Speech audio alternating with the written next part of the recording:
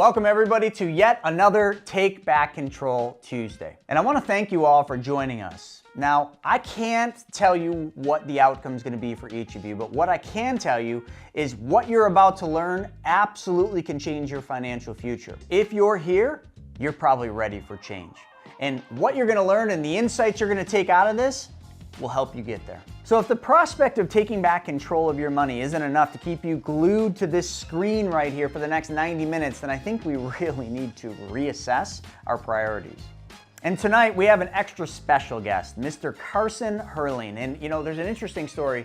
I met Carson through his dad. His dad's been a dear friend of mine, and his father was the first person I ever heard on stage say this. He said, "The ultimate in real estate is being the bank." And now the legacy passes on, and you're gonna hear from Carson. You're gonna hear about how this has changed his life, but not just his life, his young family's life.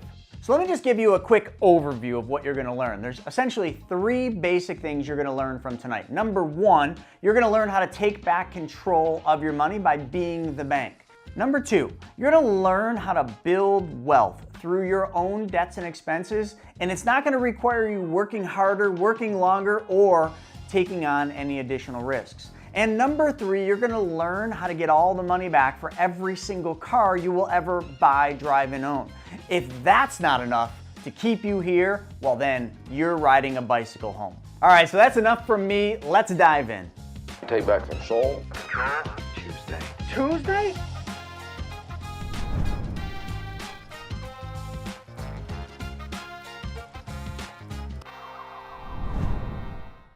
All right, what's up, everybody? I'm pumped to be here with you. A lot of you guys on this probably know who I am, know who Stephen are, been around the campfire, we call it, for a while. But I'm sure there's a lot of you guys who are new. So I'd love to see how many of you guys are new. If you're able to throw in the chat an I or a me, if this is your first time joining us, if this is your first live webinar you've attended, or if you're watching the replay in the future, I'd love to know, where you're at with all of this. I've seen some of those names before. Okay. Yeah, there's a good amount of first timers here. So we do this presentation all of the time. This is the main presentation we use to teach people the concept of infinite banking, teaching people how to become the bank. And so that's what we're going to dive into today. And it's a funny time we're in right now. Over the past week, there's been a lot of craziness with the market, huge drops. There's been a lot of chaos and fear in the market. So we're going to hit all of that today. We're going to talk a lot about how we can have some certainty in our financial future and some safety, especially with all the craziness going on. It's something that we should be definitely diving deeper into. And so let's get into it, guys. I do, those of you in the chat, thank you for chiming up. I want you guys to be interactive this whole time.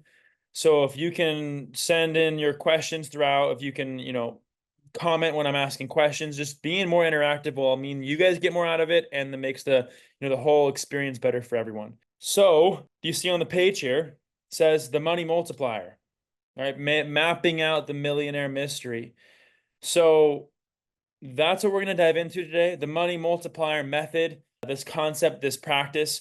And we're going to talk about some things that are kind of little known in America right now, things that are very impactful and important, but not taught. And so this 200-year-old strategy is what we're diving into today. It's an old strategy that wealthy people have used to eliminate debt, minimize taxation, and leave a legacy. So I'm going to show you guys how to do all of this without taking on any more risk, without working any harder, without changing your cash flow, and without losing control of your money. So today, we're going to kind of cut through some of the financial noise, and we're going to dive into it. To start, I want to have this question up on the board. How to become the bank. This is something you all should think about today as we go through the presentation. Really, when it comes to how to become the bank, we have to kind of dismantle everything you think you know. For the first bit of this presentation, I'm going to take everything you think you know about money. We're going to dial it back, break down what the foundation really is, and then we're going to build you back up the right way.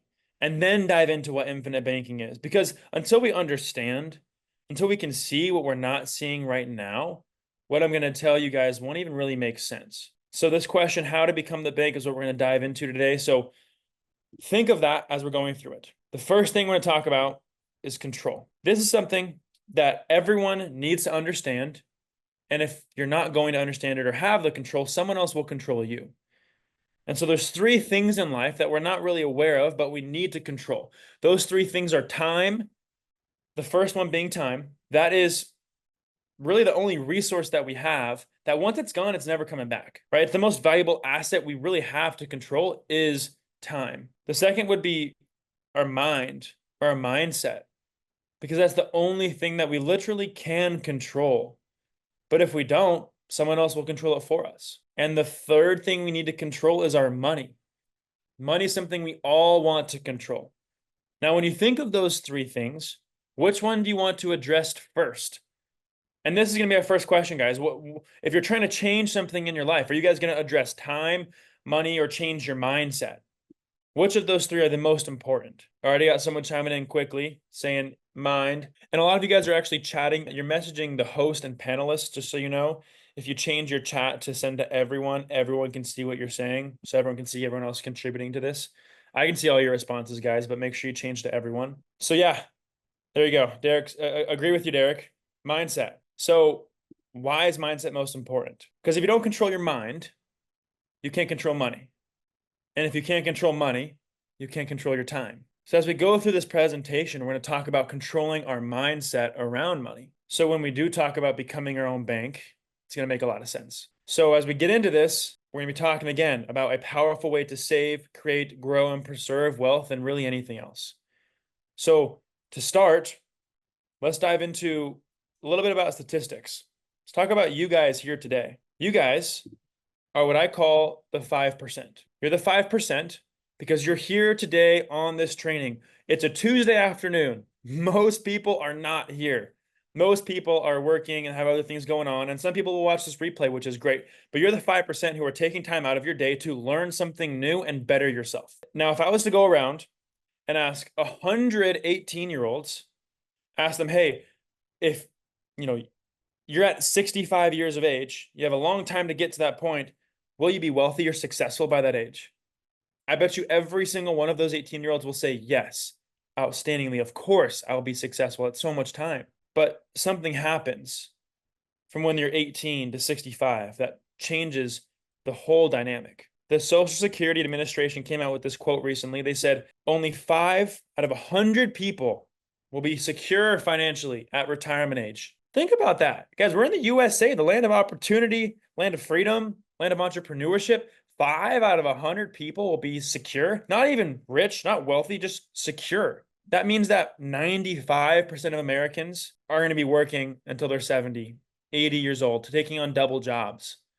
Not because they want to, but because they have to. So the difference between you guys and the 95% is you're willing to learn, to invest your time, your money, and effort to build something and learn something new. And hopefully this can help you accelerate that and then start acting on it to make sure you're a part of that 5%. Hopefully even a part of the 1%. So the first question, again, we're going to dive into is why aren't more people successful? What do you guys think? Why aren't more people successful? 5%? That's ridiculous. Well, there's mysteries of money that we like to call it. There's a few things that come into play that affect people from becoming wealthy and successful. It's these two things, our mind, and there's certain wealth killers like taxes, inflation, volatility. When we go out in the workforce and work hard for our income that comes in, some goes out to taxes, some goes to your 401k. Then what's left over is going to have to fight inflation, volatility, and hopefully make it out the back end, right? It's very difficult with those three things to build serious wealth. And then after all of that, the mindset makes it even more difficult. People are going to follow the status quo. They don't want to put time into learning something new, time into growing their money. There's fear. Life gets in the way. With all of these things, it's very, very difficult to become wealthy or even just secure at retirement age. So I often think about this quote by Will Rogers, where he says, the problem in America isn't so much what people don't know. It's what people think they know that just ain't so. A lot of what we've been taught about money may not actually be the truth. I need you to keep an open mind to the whole webinar because I'm going to challenge the way you think about money. So when we're diving into this, there's an experiment that I actually recently saw that is really interesting. It was on YouTube. It's called the backwards bicycle experiment. Basically, this guy said, all right, well, I know how to ride a bike. I grew up riding a bike. I know it's muscle memory at this point. I can ride a bike whenever I want, right? But he was like, all right, well, what if I switch the handlebars backwards? If I switch the handlebars, could I still ride a bike? So he did this. He got up on the bike after the handlebars were switched, took a couple pedals, fell over, got back up, took a couple pedals, fell over. And he's like, why can't I ride a bike? It took him hours to figure it out. Eventually, he did get it. He was able to ride the bike backwards. Then the funny thing is he tried to go back to riding a bike the original way, the way he was taught as a kid. And he couldn't do it. It was like relearning how to ride a bike. He got on, took a couple pedals, fell over again. He did it for hours until he was able to switch his mind again to do it. I tell you this story because when you learn something one way, it's very hard to change. And the same is true with money. Since we were little, we've been trained how to think about money. But what would happen if I told you that what you were taught's wrong? It'd be very difficult, probably, for you to change to the new way of thinking, wouldn't it? But it wouldn't be impossible. Eventually, you would learn how to ride the bike backwards. Now, earlier I mentioned this is a 200-year-old concept, right? It's very old. But there's books by people today that have talked a lot about it as well. Most of you probably know this man here, Robert Kiyosaki. He talks all about this concept and this strategy in his book, Second Chance. Tony Robbins, Money Master the Game. If you read section 5.2, he talks all about this concept. And this book as well, Becoming Your Own Banker by R. Nelson Nash. This is a book that he dives deep into what this concept is and gives you the ins and outs of it all. I would highly recommend this book. I read it very often. So all of you should be looking at ways to continue learning and reading, researching. This is it. These 3 books I would go get as soon as you can. They're all on Amazon. And as well, these 2 books at the bottom, Mapping Out the Millionaire Mystery and the Private Money Guide. These 2 are done by Mr. Chris Naugle. All of you here should know who he is. You're on his YouTube right now. So he wrote these 2 books teaching the concept as well with his, his terms, his experience, and his perspective. So real quick, just so you guys know who I am, for those of you who don't, this is my wife and I. My name's Carson Herleen again, like Steven said, and this is my wife, Anna. We live in Southern California, and we love to be outdoors. We love to surf. We love to travel. We do all kinds of stuff. But about 3 years ago, I became my own bank. And this has allowed me to buy over $5 million of real estate, has given me the perfect foundation to build generational wealth. And my story's honestly kind of simple. I'm sure most of you guys can relate to it or have heard something similar to before. In my early years, I made a lot of mistakes, as young people do, but I did do one thing right. At 18 years old, I went on a service trip where I lived abroad and served people for a year. And when I came home and I was in college, I had a lot of outside influences pushing me different directions. In one hand, I held the traditional schooling mindset. I was learning about math, economics, English in school. I was learning about how to do tasks, grooming to be a good employee, and all that, right? And on the other hand, I held real estate investing, entrepreneurship, freedom, and control. And I came to a point where I had to decide, do I want to work for money, a part of the rat race, or do I want to learn how to make money work for me? And it was that tension pulling apart where it brought me to a point of decision. And that decision to drop out of school and pursue a bigger game, the wealth game, has brought me extreme happiness and success thus far. And I am still early in my journey. So I'm hoping to share with you guys what I've been so fortunate to learn already. And so real quick, like that's what I come from. And now in terms of the mysteries of money, I see all this stuff. And I want to share with you guys today what we can do to prepare ourselves against what's going on in the world. So if I were to ask you some questions, and again, this is the part where the chat, I want you guys all to start interacting again, answer these questions here. If I was to ask you this question, what would you say? What's the definition of money? What do you guys think? I've heard all kinds of answers in the past. Definition of money. Come on, guys. I don't see anyone chiming up yet. Medium of exchange, means of exchange, finances. Yeah. A tool, 100%. I mean, all these answers are right. The definition of money to me is kind of like what you guys said, a means of exchange. Car for money, money for car, money for house, house for money, money for food, food for money, right? It's just a means of exchange. Well, what if I was also to ask you this question? Let's see. Yep. What company uses compound interest? You guys know what compound interest is? What companies use it? What would you say? Most of you probably would say banks, Wall Street, maybe a couple others. Let's see. None. Michael's onto something. Michael said none. Yeah, he's right. The answer is not one business actually uses compound interest. Let's focus on banks first, because that's the most common answer. Banks don't make compound interest. They charge you compound interest, but they don't use it themselves. Like, for example, if I had a $20 bill with my name written on it, and I go to the bank, give it to the teller, what's the teller going to do? Go put it in the back in a box with my name on it? Wait for me to come back? No. He's going to go immediately put that $20 bill in motion somewhere else. They're going to lend it out somewhere. So there isn't a business in the world that uses compound interest, and nor do banks. Banks keep money in motion, just like you should do, but you haven't been taught or shown how to. You've been taught to park your money somewhere and leave it in someone else's control with the hope that it gets to the point where you can retire. But today that has to change. Because if I had another question for you, and there you go. Are your dollars worth more today or in the future? What do you guys think? Dollars are 100% going to be worth more today than in the future. Think about how many candy bars you could have bought for 20 years ago for $1 compared to today. You probably can't even get one candy bar for $1 today. And what about taxes? Are taxes going to go up or are taxes going to go down over time? And what would be better, paying tax on the seed or the harvest? Wouldn't it make more sense to pay tax on the seed, not the harvest? However, that's not really what we're practicing. What most people do is they have an employee-sponsored plan. They have a 401k, where when you put those dollars in there, all you're really doing is giving up control, or that too, but you're giving up today's dollar in exchange for weaker dollars in the future. You're actually compounding the tax because you're going to pay tax on a larger amount someday. You're not paying tax on the seed today. So what you're really doing is if you did pay tax on the seed, you'd pay tax on the dollars today and not on those future higher dollars. And this is the funny thing, because people have been taught to do this, and they've been taught to give up control, just like I explained a second ago. We've literally been taught to do things with money that we would never actually do with things that money buys. For example, do you guys ever go down to the grocery store, get a loaf of bread, come home, throw it in the freezer door, and leave it? Wait 5, 10, 20 years, come back to the freezer, open it up, pull out the loaf of bread and say, I'm ready to eat this. No. Why would you do that?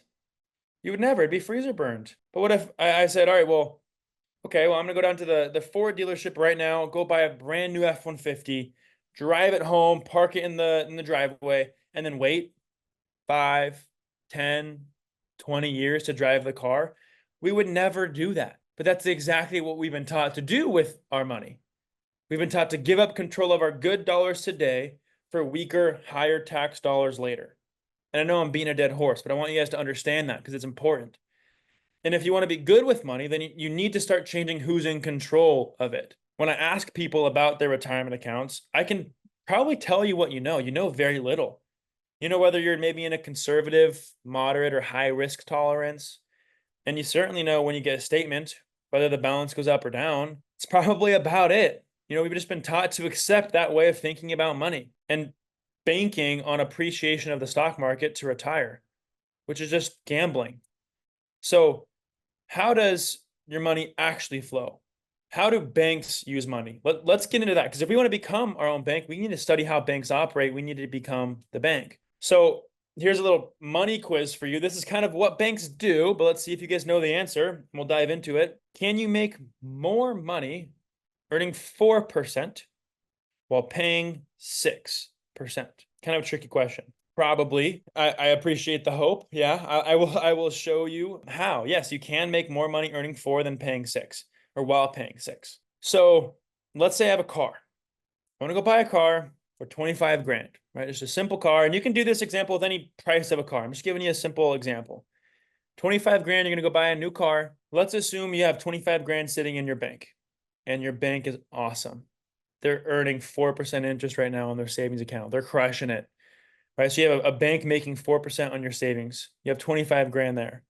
You walk into the bank teller and say, hey, I want to get a loan with you to go buy a car for 25 grand. They're going to charge you 6% on that car, right? Just standard, simple rate. They're going to use your bank account as the collateral for the 5-year car loan. Very simple analogy, right? So is it possible then for you to earn more on your 4% on the 25K sitting there in the savings account over that 60-month, 60 payment period, while you're paying 6% on a car loan for 60 months, 5 years? Let's dive into the math behind it. So 25 for the car, 25 at 4% in the bank. That 25 grand at 6% for 60 months is a $483 payment. Every month you're going to pay that. At the end of the 60 months, you will have paid out of pocket a total of $28,999. Okay. Now, if you look at your account and the savings account after the 60 months, your future value will actually gain up to $30,525. Very simple math, right? Nothing crazy. You're just making a car payment. You have your money sitting in the account growing. Now, why would you earn more at 4% than paying 6%? One answer: the type of interest. You have simple interest you're paying on the car. You have compound interest growing on your account. There's a big difference there. Your 4% is going to compound on itself next year, and the next year, and the next year.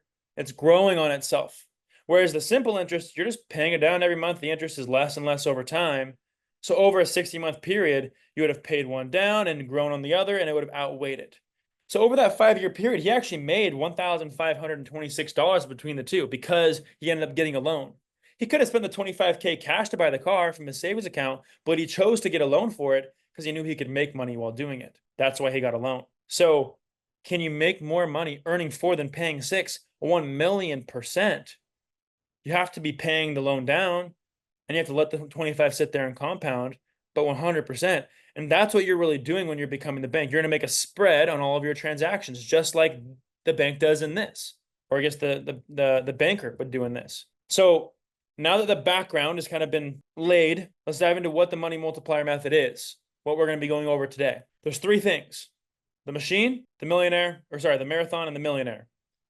So the machine, this is something we are going to keep our money flowing through. Then there's a marathon. Right, this process takes years to build. It's not a get-rich-quick scheme. And the millionaire, we'll talk about everyone's favorite topic, which is just really your goal.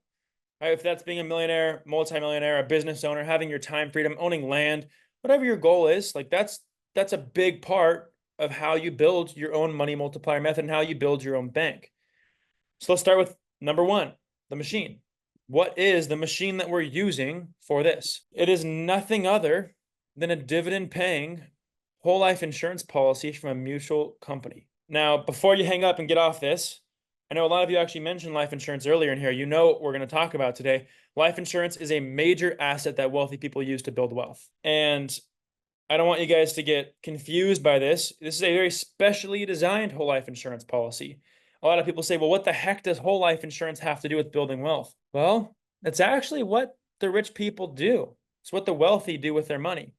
I'll give you some examples. Look at these individuals here. Top left, Mr. Rockefeller himself. He built a massive empire in America, and he did it all through whole life insurance. How about the guy on the top right, Walt Disney? How did he start his business during the Great Depression when he was broke? Through this strategy. How about these 2 guys on the bottom? 2 wealthy men in our country. They have reportedly billions of dollars in whole life insurance. Why would they do that? Guess what Warren Buffett owns is an insurance company. Why would he do that? Right, these 2 politicians on the left, we've seen a bunch of stuff about them lately in the news, but they're both doing this. I don't care what background you're from, what you believe. When Biden became president 4 years ago, he had 4 whole life insurance policies on his balance sheet. And Trump, same. So if these people are doing it, why aren't we? And you want to know what's actually crazy is the number 1 purchasers of whole life insurance in America is banks. Kind of funny, right? That's what banks actually have a lot of their money in. If you look this up, BOLI, bank-owned life insurance, you will find that banks own more whole life insurance than they own in land and buildings combined. Why? Why didn't they do? Is it because they're stupid? Or is it because they know something the rest of us don't? And again, this is not something I invented, the whole concept of life insurance, using it to become your own bank. Like, this has been around for over 200 years, like I said. It was around before even the tax code was invented in 1913. Banks keep their money in life insurance, and they keep adding more and more. Between Bank of America, Wells Fargo, Chase, They have over $75 billion in whole life insurance, and not regular whole life insurance that your broke brother-in-law sells or that your insurance agent down the street sells. This is very specially designed whole life insurance. These insurance policies end up looking more like a supercharged bank account than they do actual life insurance. And so that's what we do here. That's what we teach, is how to build these policies, how to do it. And that's what we're going to dive into for the rest of this presentation. And those of you who have questions, write them down now. And you're probably going to have more over the next 20 minutes. So keep writing them down. And then at the end of this, I'm going to have a question and answer section. And all of you can throw your questions in there and we'll go through every single one. So let's dive into now how banks operate. Let's say you have 100 grand. Again, your bank pays 4%. Great return, right? For a bank. Your 100 grand goes to this bank. And then what? The bank's going to lend it out, right? That's what they do. They lend your money. It's a liability to them to have the money. So they're sending it out. So let's say your buddy down the street wants a new house. He's going to charge them 7% on that home loan. So the bank will take that 100 grand and go lend it to your buddy buying a house at 7%. And then what's the seller going to do when they get the money? It's going to go right back in the bank. Then what's the bank going to do after that? Lend it out to someone else. Someone else who wants a car loan at 8%. Then they're going to pay the car dealership. And where are they going to put the money? Right back in. Let's say you have another friend who wants a home remodel loan. They're going to charge them 9% on that loan. And then they're going to pay the contractor when the remodel's done. And where's the contractor going to put his money? Now, let's say someone else is gambling, blows all their money on hitting red, and they get a debt consolidation loan at 12%. They're going to pay off their credit cards and all their debt. And where's the credit card companies putting their money afterwards? Guys, who's in control of all these transactions? The bank, right? How much risk did the bank take by doing all of this? Not much at all, to be honest. Maybe a little bit, but not a ton. So while you were making 4%, they made 7%. They made a 3% spread. While you were making 4%, they made 8%. They're making a 4% spread there. While you're making 4%, they're making 9%. They're making a 5% spread on that one, then an 8% there. If you total all of these up, the banks are going to make 20% more than you did that year alone. Now, how much more money did the bank make than you? You made 4%. They made 20%. What do you guys think? Some of you might think 16%. 4% goes into 20 5 times. The bank made 500% more than you. 5 times more than you. That is ridiculous. It's actually reported, if you look this up on BauerFinancial.com, that banks make 400 to 1,300% on the money you leave there. That's why when you go to any town, any city, any downtown area of any place in the country, who owns the main corner? Who owns the nice building brand new on the street? Always the banks, because we're paying for it, guys. Look how much money they're making off of us just on the money we leave and sit there. And we're taught to throw as much money there as possible. This is why. So earlier when I told you banks are the #1 purchasers of these specially designed whole life policies, the thing I said was, are banks stupid or do they know something we don't? Now you see they're not stupid. They're geniuses. They know something we don't. But not only that, banks understand statistics. So let's talk about some statistics. Let's talk about the annual pattern of spending in America in most households. Usually in most households, about 20% of every dollar made, 20 cents on the dollar, goes to automobiles, payments, gas, upkeep, that kind of thing. 30% of every dollar that comes in the household goes to housing. Same thing, mortgage, all that kind of stuff, expenses. And then 40% of every dollar earned goes to everything else: travel, entertainment, food, diapers, everything else, whatever. That leaves us a mere 10% of income to save, which honestly in today's market, it's probably a lot less than 10%. But that's historically what we've done, and what we would strive to do is save 10% of our income. Now, if you can't save more money and you don't want to take on any more risk, then what options do you really have? How much more money do you really want to take? Or how much more risk do you really want to take? I'm telling you guys really just exactly what's going on out there. I'm going to show you guys today how much you're saving, but really I'd rather not talk about what you're saving. I'd rather talk about what you're spending, because what you're spending is what you're giving to other people. If you could find a way to take back what you're spending and save more, simply just take back control of the money you're giving away, that's how you'll be able to build wealth. That's why I said earlier, you're not change your expenses, change your income, work any harder or longer. You're just changing how you're viewing your money, how you're treating your money, who you're sending your money to. That's going to help you build wealth. Let's find a way that we can start taking back control of your income. Let's look at the interest you pay. Interest alone is a large expense. So usually of 20 cents of every dollar that goes to automobiles, usually about 5 cents of it goes to interest. So if we were to change that, 5 cents of your automobile payment going out of your savings, you just upped your savings by 50%, right? Just like that. Nice and easy. Now let's talk about interest really quick. Even if you paid cash for your car, you take the money out of your bank, go buy the car cash. Sure, you don't owe any interest, but you know what you did just lose? The earning power on that 25 grand or the 30 grand for the car. You just used the money, so you lost it. You can make one large payment or 25 or 30 smaller payments. Still spending the money, still losing interest. So let's talk about housing then. 30 cents of every dollar earned goes to housing. And actually, about 25 cents of that goes to interest. Again, if we could recapture that interest and pay ourselves that would be a game changer of what we could save. Let's talk about interest really quick. If you own a house and you have a mortgage, I don't care what your interest rate is. You could have a 2% interest rate by all I care. If you got a great rate when in 2021 or whatever, look at your payment. I guarantee you over 80% of your payment is going to interest, even if you have a 2% loan. So the interest rate doesn't really matter. It's really how the loans are structured that matters. And you know why banks do that? They front load all the interest in the first 5 to 7 years because that's when historically when people move every 5 to 7 years. So of course they're going to throw all the interest up front. So don't get tied up in the interest rate. It's more about the volume of interest you're actually paying in those years. And 40% of every income goes to everything else. And usually 5 cents of it goes to interest as well, historically. So now look, you were able to keep living your life the same way, but now not pay interest to other people, but keep that interest, pay yourself the interest by being your own bank, financing things yourself. Look how much money you now have to work with to save and build wealth with.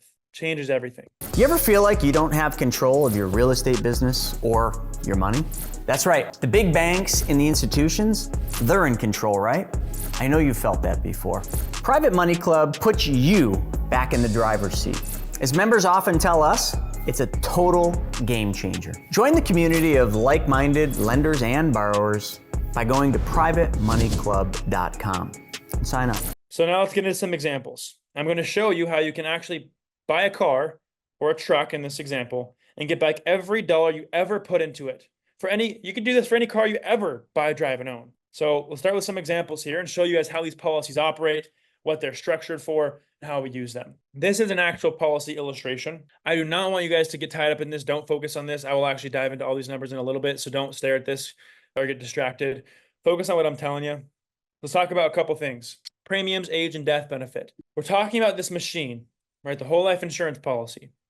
Well, when you usually look at whole life insurance, you think a premium, that's a payment, that's a bill. Just like my car insurance, my health insurance, it's a bill.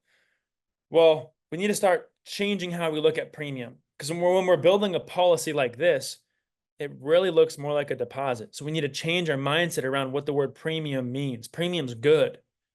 It's a deposit. Because think about it, when you go to your bank and deposit money, you're stoked, right? Because it's liquid. You just gain more money. You have more assets. But I've actually never met someone who doesn't want to deposit more money in the bank. So if your insurance policy is structured correctly and it is, has money liquid, well, it's essentially just that. It's a deposit. And you can immediately start taking money out and using it. So we need to change the way we think about premium. Now, age.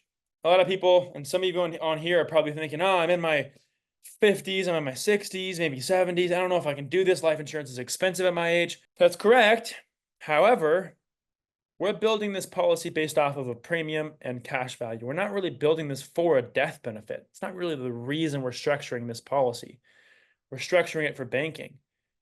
And so, yeah, if you're older, you'll have a low death benefit. But that's not going to affect the capacity of earning. It's not going to affect what you're banking with. Nothing really changes there. It just means you have less time for your money to grow and your death benefit's going to be lower. So you still can do this no matter your age. And again, I kind of mentioned it here, the death benefit is not as important. It's important for your family's future, but it's not the main reason we're doing this. So now Now that you kind of understand how we look and operate around this policy, let's dive into what one can look like and how you can use it to buy a car and get every dollar back for it. So, I'll leave it there. That's fine.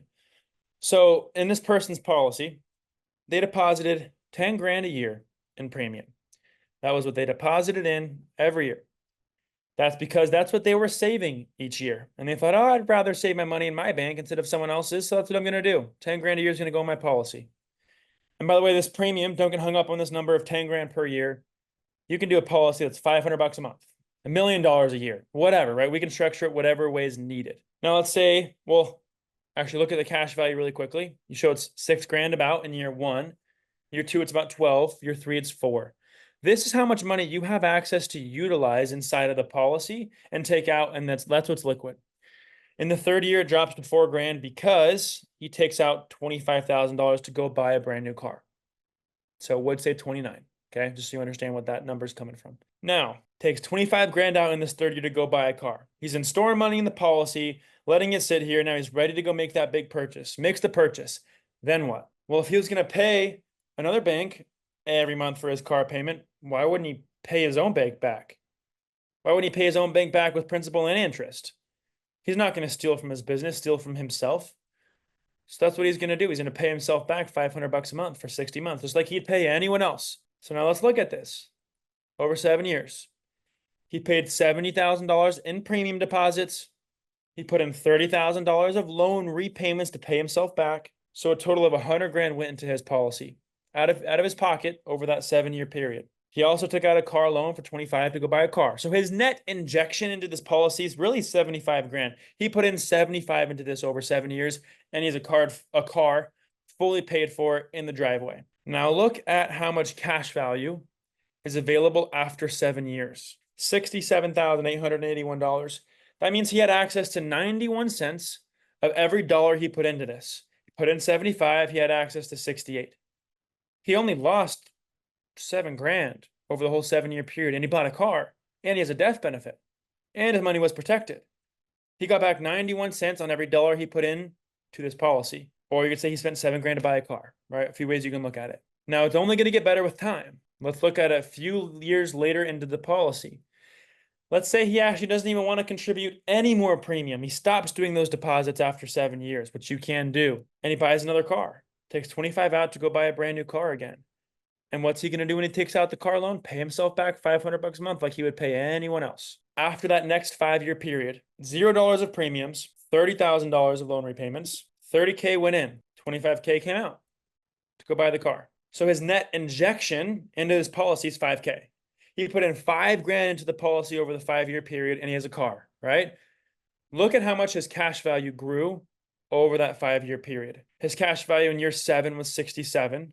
His cash value in year 12 was 91. His cash value grew by $23,000, and he put in 5. He just made money off of buying a car. And if you look over that whole 12-year period, he put in 75 in the first 7 years. He put in 5 in the next 5 years. So 80K went into this over 12 years. And look at his cash value at the end of 12 years, 91. So he put in 80, he had access to 91, and he has 2 cars fully paid for. He just made money off of 2 cars. It's pretty freaking sweet. You're not taught how to do this in school, right? Here's the reason why that happened. Those $10,000 a year deposits go to the policy, go to the insurance company, and they earn interest and they compound every day of his life. And then he takes a loan against his policy and pays himself back. While he's taking money out, paying himself back, and doing all that fun stuff, his dollars he put in from the start are still compounding. That's why in the beginning I showed you that example of if you can earn more on 4% than paying 6%. He's paying a hefty interest rate on this car loan. He's earning only 4 or 5%. And over 12 years, he makes money on 2 car purchases. Pretty sweet, right? So yes, indeed, he really did get back every dollar he put into the car. Now, I just showed you exactly how to do that. And guess what? All you had to do was change one thing.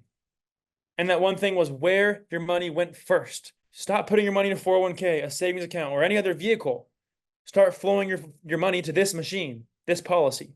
That's all we're changing. Then we're still going to go on and carry on with our life, buying cars, getting loans, doing investments, all of that. All we're changing is where our money resides while you do those things. So there's 3 rules to have when doing this. That's really one of them, is paying yourself first. He put aside 10 grand a year. He also, rule number 2, paid himself back with interest like he'd pay another bank. He's an honest banker with himself. And the 3rd rule is he recycled and recaptured his money. Meaning, would you agree that it'd be better to pay interest to yourself than to a bank? You'd get a lot more out of the interest, right? So that's what he's doing, paying himself back the interest. So those are the 3 rules. And if it works for a car, what else does it work for? Everything. You can finance your life through whole life insurance policies if they're structured correctly. Let's get into some more examples to finish up the webinar so you can see more examples of how the money moves, what the numbers look like, to get a real grasp of how it works. So I just showed you how to purchase something. Now let's talk about debts. If you have a lot of debt you want to pay off, if it's just a mortgage and a car, if it's a lot of credit cards, if it's a boat loan, whatever, right? Any kind of debt you can pay off through the policy. Let's show you how he would do that. So this is an actual case study of one of our clients. He had a lot of debt. He had a total of $478,000 of debt, including a house. If you look at the debts on the left, he has a couple credit cards, a couple private loans, a condo, house. You got all the good stuff, right? This guy was a chiropractor. He's making great money, but he spent a lot of money. He spent $5,700 a month on his debts. Because when you make more money, you spend more money. That's just how it works here in America. So it doesn't matter how much money you make. This guy was making a ton of money, and he still was barely getting by month to month. So it doesn't matter what scale of income you are, you can still accomplish becoming your own bank, and you can still do this to pay off your debt. It was going to take him 19 years to pay off all of this debt if he didn't go the route we taught him. So here's what we chose to do. He came to us and said, hey, within my business, all the income I make, I get paid about $2 grand a month in cash and tips and things like that, and excess money that just comes in under the table. And so he's like, all right, well, that I have extra and I just spend. I'd rather save that. So we said, all right, let's put $2 grand a month inside of your insurance policy. And then let's use that to pay down your debt. So that's what we did. We redirected where he was saving his money. Instead of under the table, going to his bank accounts, he was saving it now in his policy. Then we said, all right, let's use this policy to pay down your debt. So he put in 25 grand into the policy. His cash value then was at 14 grand. He had access to about 60% of what he put into the policy, which is not a ton, right? But he had access to that. Takes it out and he goes and pays off the first 2 cards right away. Gone. Get rid of them. But if you look, he just paid off a $161 a month payment for his Discover card. And on his Lowe's card, he was paying $287. So what's he going to do with that $400, $500 a month? Freed up income. He's not going to just let it sit in his bank account. He's going to go pay himself back and put it back in his bank. So that's what he does. Pays himself back. Now he only pays $5,329 a month for his debts. And he saves an extra $448 that he puts aside and pays back himself. So it's already starting to get a little bit better. Year number 2, deposits 25 grand again. His cash value grows by 16 in the second year. That's pretty cool. He has access to 16 grand now. He also paid himself back $448 every single month. So he saved up a good amount of money there too. Now he has a total of about 21, 22 grand available on hand to pay down his next debt with, which he does. Pays down the Nordstrom card, Wells Fargo card, his private loan, some of the BMW. And look at all those payments he just freed up. It's exciting, right? 276, 271, 922. Now he's going to pay himself back all of that. He's paying himself $1,900 a month now. He only pays $3,800 a month in payments. It's a big change. Already he's saving a lot more money. So the 3rd year comes around, does the same thing. 25 goes in, his cash value grows by 25.5. Notice cash value grew by a lot, and it's growing by more each and every year. He also paid himself back $1,900 a month, which is 23 grand throughout the whole year. So this 3rd year, he came up, had $48,000 in hand now to go pay down his debt with. Pays off the BMW, pays off the boat loan, and some of the condo. Frees up more monthly payments, and now look at that income swing. It's awesome. We're getting close. Now, we talk about this being a marathon, right? Talked about the machine, now it's the marathon. Why is it taking so long for him to use this system? Let's look at how much he put in. 25 over the first 3 years. How much did he take out his loans to pay down his debt with? Took out 14 from the cash value loan, took out 16 in the second year, took out about 25 in the 3rd year.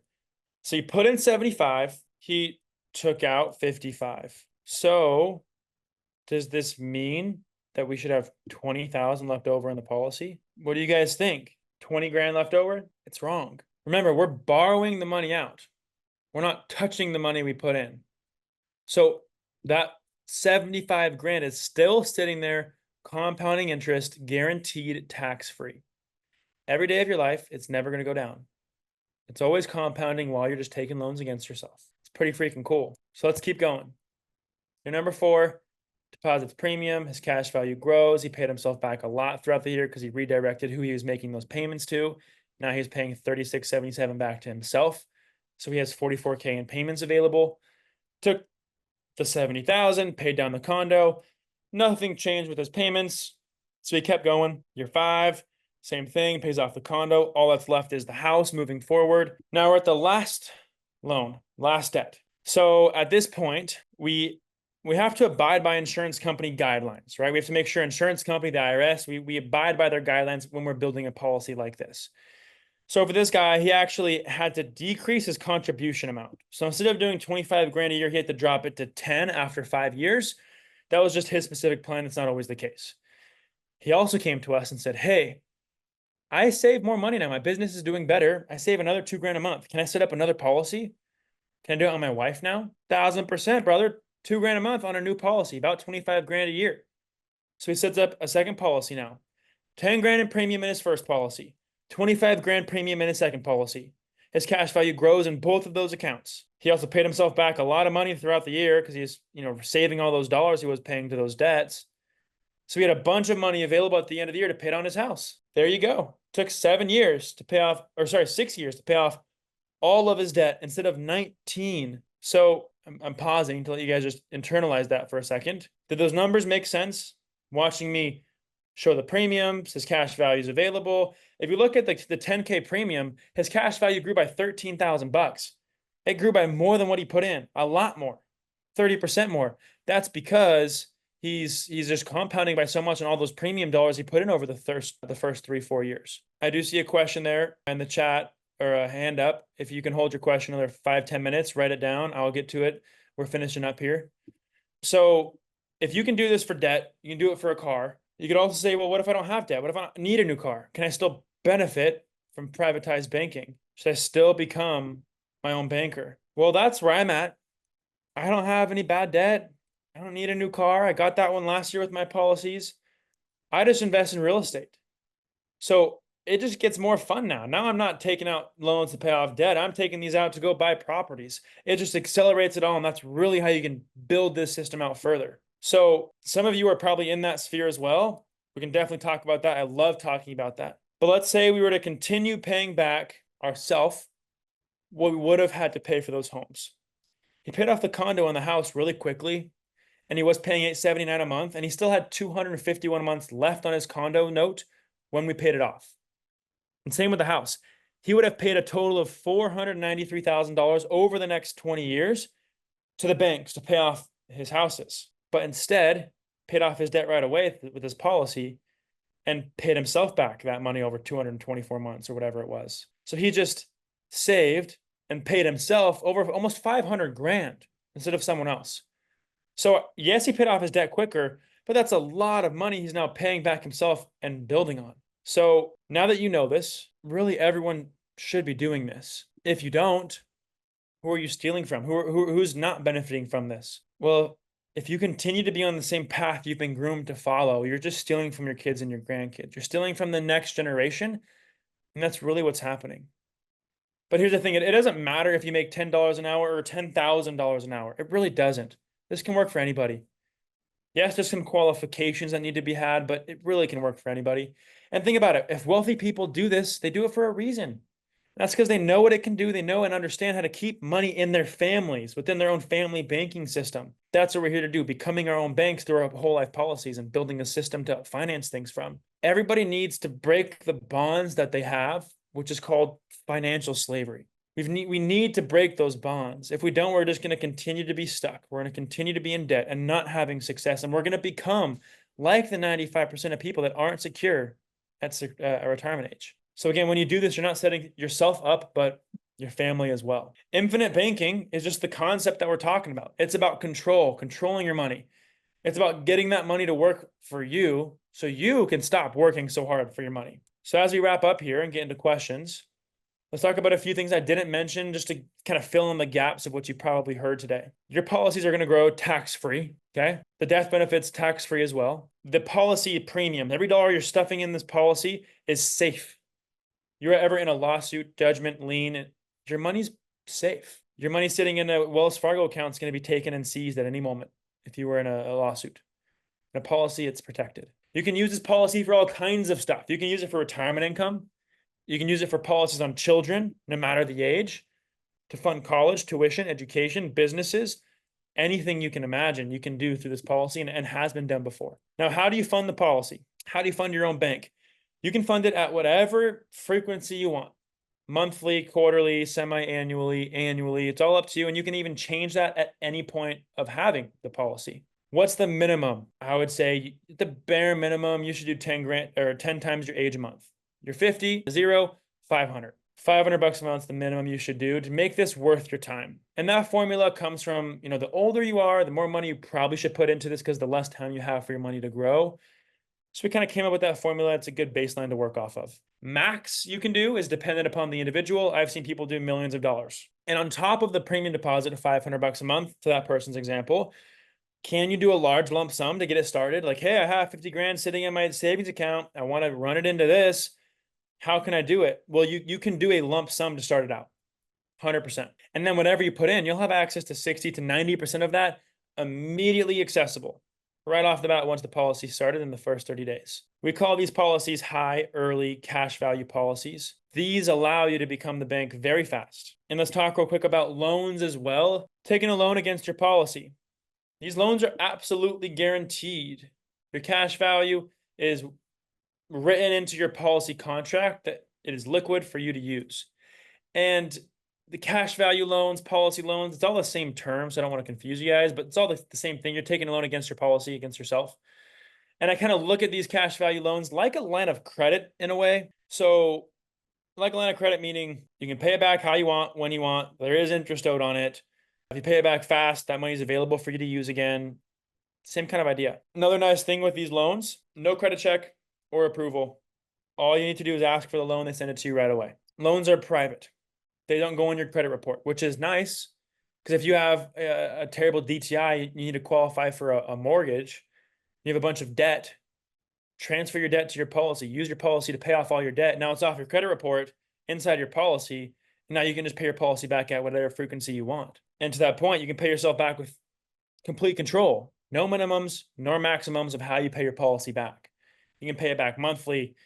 Never one large lump sum. Wait for a windfall of money to come in to pay it back. However you want. And if you miss a payment paying yourself back, there's no harm, no foul. You're in control of it. You set the terms.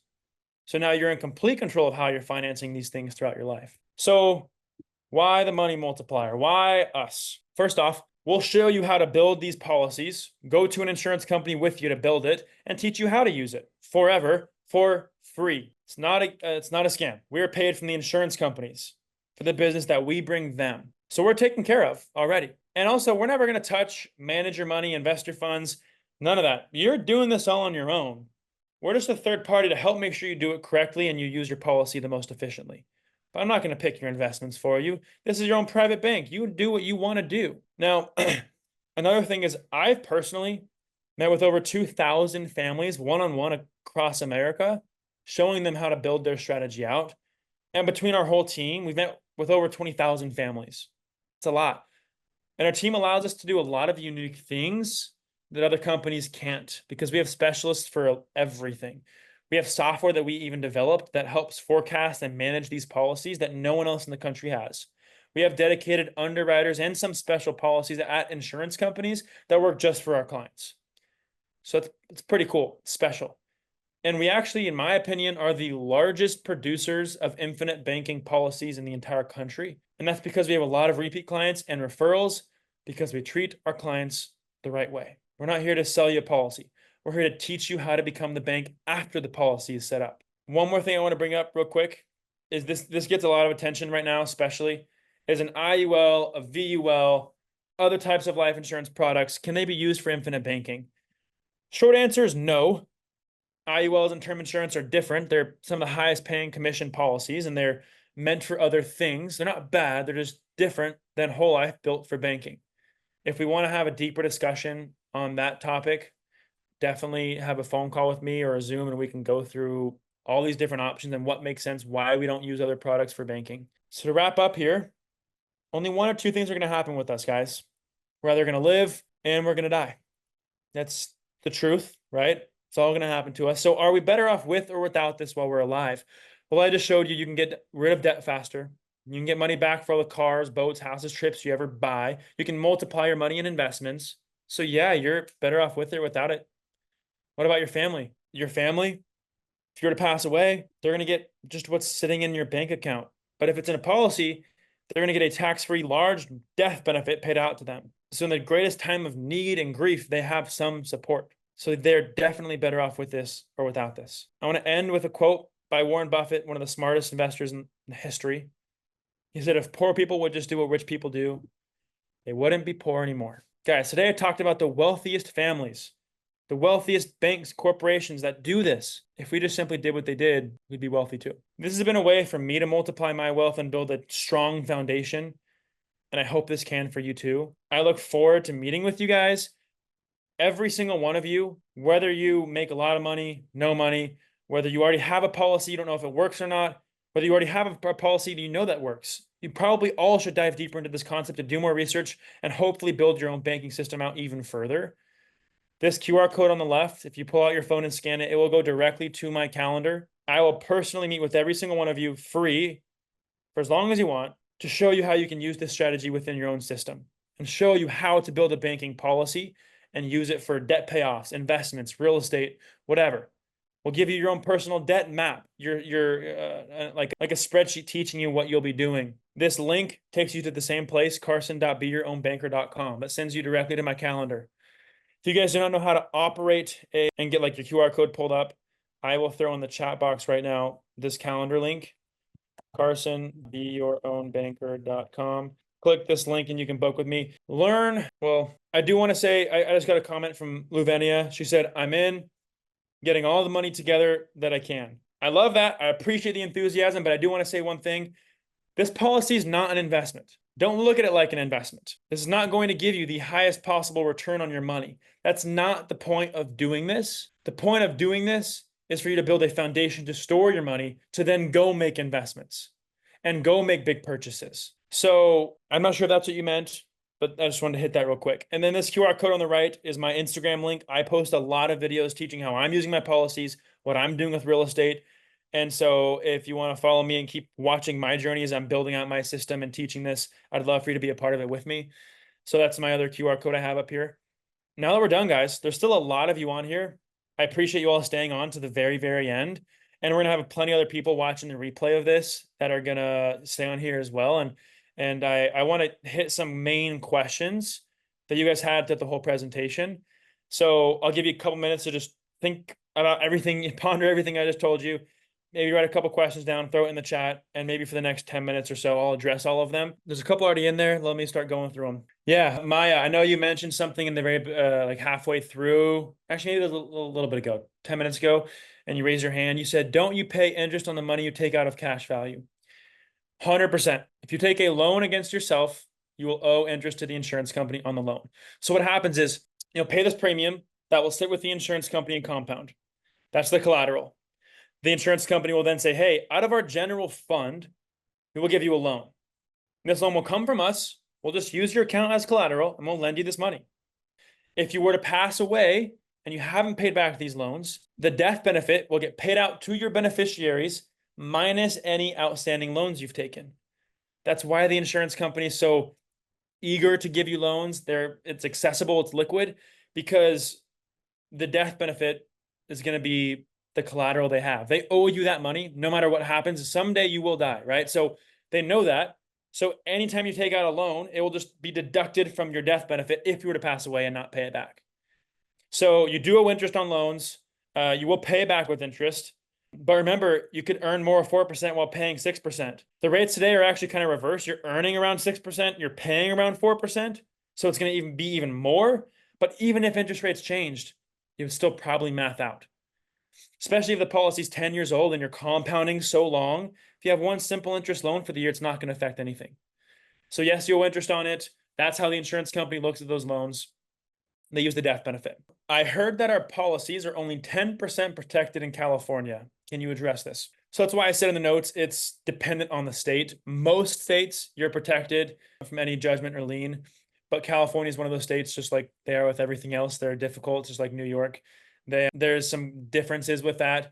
You said only 10% protected. I've never heard that rate. I know it depends on how you're being sued, where in California you specifically live, how much money. So I don't know if 10% is the number, but it's very situation specific. But correct, it is less than 100%. That's one of those states. Tony, you said you want to watch this again when your internet's better. We will repost this replay on Chris's YouTube. So go on there and you should see this YouTube video linked up on there. He also has playlists on his YouTube channel, and there's a playlist for Take Back Control Tuesdays. Go to today's date, August 6th. Can this be done in Canada? There's another question there. So yes, 100% can, but we don't operate in California, or sorry, in Canada. There are different tax rules when it comes to life insurance in these two countries. These are the only two countries you can do this in, actually. The only countries that have policies that are built like this. So you can, but you cannot work with us, sadly. We do have well, if you are a US citizen of some sort, have a business here, dual citizenship, something like that, you can get a policy here, even if you're Canadian. But there's a company out in Canada that does exactly what we do, that we send all the Canadian business to. They're awesome. They teach it just like us. They're just licensed and contracted in Canada. That company name is Ascendant Financial, ASCENDANT, financial.ca is their website. Ascendant Financial Canada, you can look them up. Let's see. So a couple other questions. If you are over 59 and a half years old, can you shuffle money from an existing 401k to a policy without any penalties? Also, how do we avoid a MEC? Great questions. So there's a difference between qualified money and non-qualified money. Qualified money is anything you can't touch until you're 59 and a half without paying taxes or penalties. So that's 401ks, existing IRAs, all that kind of stuff. And TSPs, HSAs, 403Bs, all that kind of stuff, right? Qualified plans. Non-qualified plan would be anything else, really. Policies, investments, cash, CDs, all that kind of stuff is non-qualified money. You can't roll them over to each other. They're different. You can always put non-qualified into pay into qualified, like, you fund your IRA or 401k every year, but you can't pull it out. If you pull it out before 59 and a half, you're paying a penalty and the taxes. If you take it out after 59 and a half, you're paying just the taxes. Now, if we remember in the beginning of the presentation, I was talking about paying tax on the seed versus paying tax on the harvest. If you have investments you want to do, debt you want to pay off, I would get that money out of the market, out of those accounts as soon as possible. The longer you leave it, the more tax you're going to owe. You're compounding the tax. You're giving up today's dollar that's valued more than 20 years from now. The dollar is going to be valued a lot less. You're tying money up there and you have no control over your future. Some people that works for me, that would not. Most of you on here probably wouldn't either. That's why you're here. So even if you're under 59, I'd probably still pull it out. But it totally depends on your situation. So don't take this by the Bible. Like, this is very specific for the situation. Maybe you do, maybe you don't, maybe you roll some over, maybe you don't. I don't know. But if you do take any funds out before 59 and a half, you're paying taxes and a penalty, to answer your question. And then you asked how to avoid a MEC. So MEC, MEC, stands for Modified Endowment Contract. This is an IRS tax law from the 80s that basically states there's a maximum amount of money you can put into life insurance while still keeping the death benefit relatively high, to keep the policy from looking like an investment, but to still have a high enough death benefit that it looks like life insurance. So this rule came into play where now you can't just stuff money in the policies whenever you want. You have to have a certain amount of life insurance coverage, and your contribution amounts have limitations. That's what the MEC limit is. And so you asked, how do we avoid our policy from becoming a MEC? Well, we will work on that. Nothing really you have to worry about. I will make sure your policy does not MEC. I'll make sure you get as much money into it as possible with the most cash value available, the least cost of insurance, the lowest death benefit, while still staying within that IRS guideline.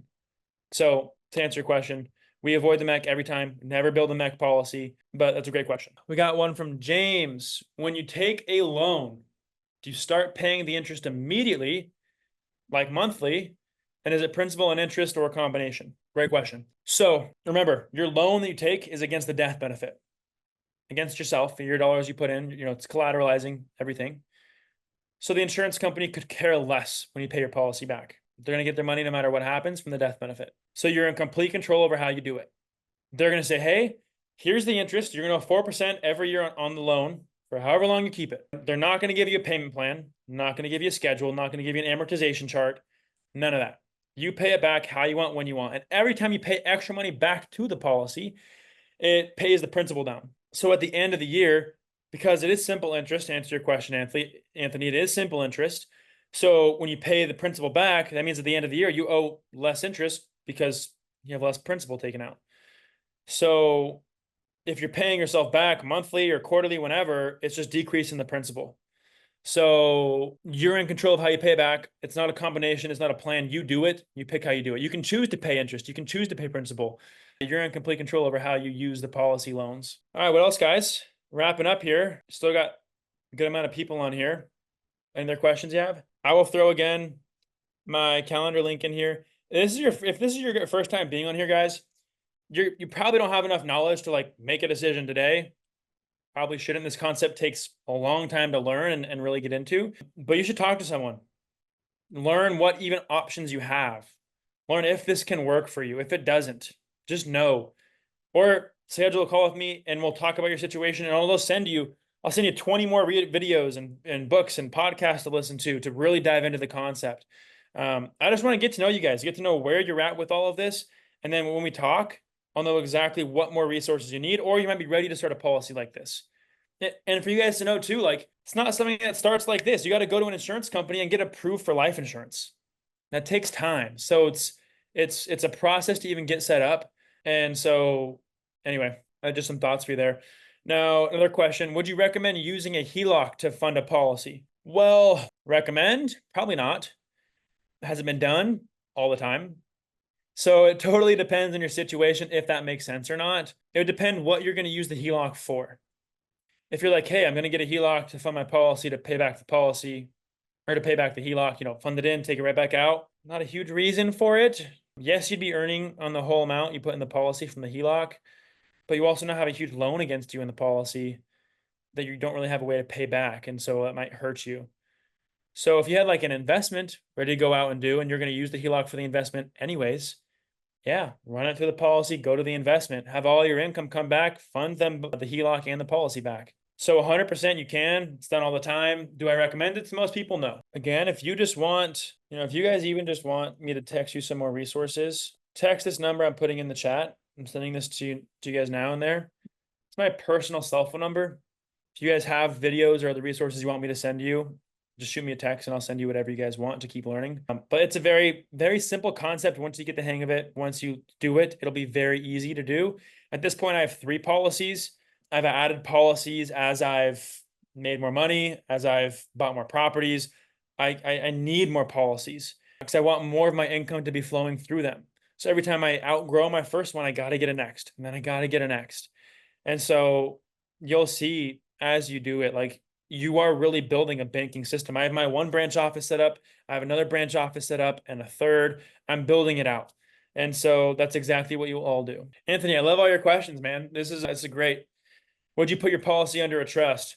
If you have a trust and that's how your money flows, yeah, you definitely can have a trust own it. You can have the trust be the beneficiary of the policy. I don't have a trust. I don't feel the need for it for me personally yet. I'll eventually have one. It depends on the type of trust you own and how your entities are structured, if it makes sense for the trust to own it or not. So yeah, you can 100%. Question, I have a current policy. How do I max fund it every year? I would almost tell you don't, unless you know the policy would work for max funding it and for getting all your money through it.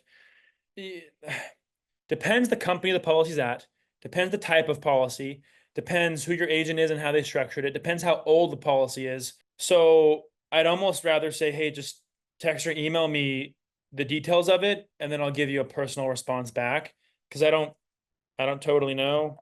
It depends on the situation. And if it's a badly structured policy, I might tell you not to put any more money into it ever. I might just set up a whole different one. So Just depends. James said, I'm 53 and just started my first policy. Awesome. Congrats, brother. How difficult would it be to start another one on my son who's 21? Very, very easy. If you are young, like myself, it'll be very easy to get a policy. They might not even require a medical exam. They might just approve you right away. If you want to fund it on him, I think that's a genius idea. The sooner you can get a policy on an individual, the longer you have for the policy to grow and compound, the better it will be for them. Imagine if, when he's 53 and his policy is 32 years old and it's compounding, it'll be ridiculous. So yeah, 100% should get a policy on him, even if it's a small amount, or just teach him how it works, have him set up his own, and you get one on him. Now he's got two. So yes, you definitely can. You should. It'd be easy. If you want to, James, just reach out to me. We can talk about that individually, how you'd set that up. Regarding the trust, being in California, are you not concerned about the lack of protection? So I live in Southern Orange County. It's the highest income per capita county in the country. It is the most expensive housing market in the country.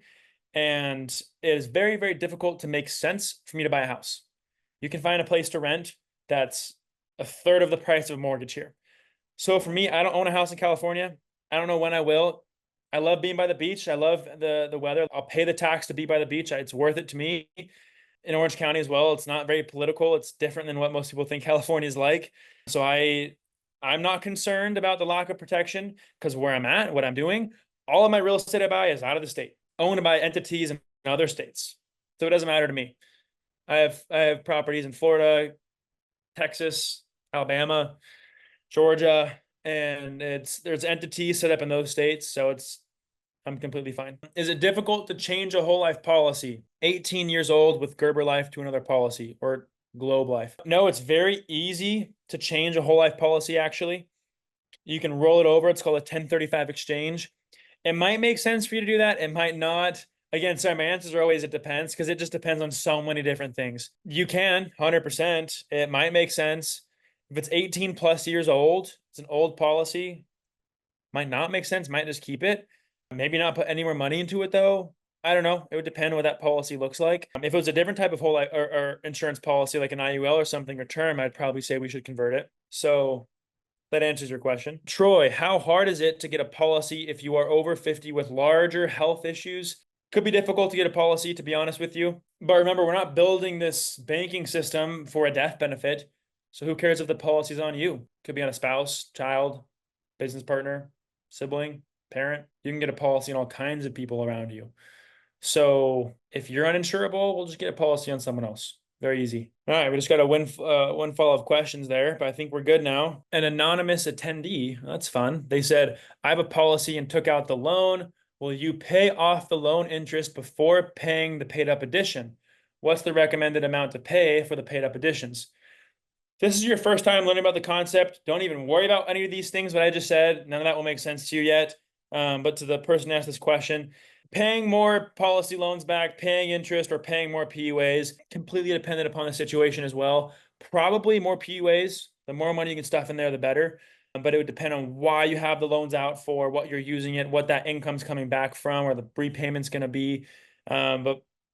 So it depends. You have a policy in place. No, I have max paid my policy this year, but also I max funded each year. I have a current policy. So I have to go back to this question. Someone asked, how can you max fund a policy every year, right? They said, I've max paid my policy this year, but can I also PUA it again in year 2? Yeah, you can. So what you would do is just call the insurance company and say, hey, what's my MEC limit? What's the max PUAs I can do every year?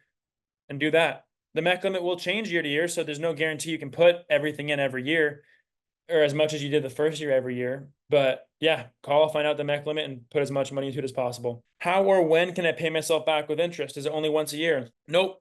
I'm moving money in and out of my policies literally every month, as often as you want. Another question from someone. I personally have low income. How could I get started with the policy? Well, the law number 1 of wealth is save 10% of your income. If you're not able to do that, you can't really do most things investment-wise, big purchases in the future. So I'd say get started with that. If you can save 10% of your income, no matter your income, great place to start. If you can get to the point where you're saving 10 times your age a month, comfortably every month, you're 50 out of zero, that's $500 a month. If you're able to do that, then I'd say, okay, let's Now that you know and comfortable are saving, you've been doing it for a while, you're now able to save this amount comfortably, it doesn't affect your life. Great. Let's start the policy with a small premium, doing that minimum of 10 times your age a month. And let's now use this policy as just a savings account, storing funds in here, building it up. And then when you're ready to go make an investment, buy a property, pay off debt, there's the money. It's coming from the policy. It's already there. Okay. I think that was all the questions there as well. Okay. All right, guys. I appreciate all of you being here. You guys are awesome. I'm gonna go now watch the Olympics. I will talk to you guys soon. All right, so I hope you guys enjoyed that episode. We're putting up tons of them, but I think if you like this one, you'll probably like that video as well. Not only that, I've got a book that I created, Mapping Out the Millionaire Mystery, where we actually show you what the wealthy do in the game they play with money. I want you to have that for free.